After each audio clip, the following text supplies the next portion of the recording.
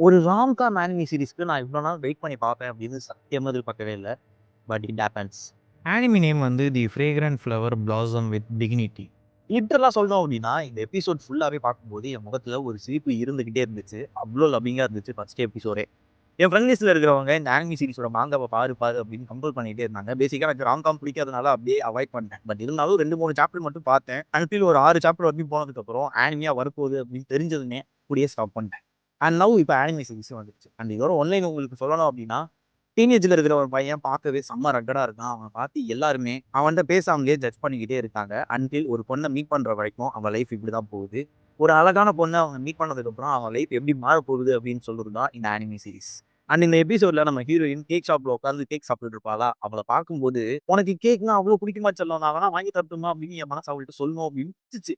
After blue box நான் ஒரு romcom anime சீரிஸ வாரம் பார்க்க போறேன். அண்ட் இந்த எபிசோட் நீங்க பார்த்திருந்தீங்க அப்படின்னா உள்ள கமெண்ட்ஸ்ல ஷேர் பண்ணுங்க.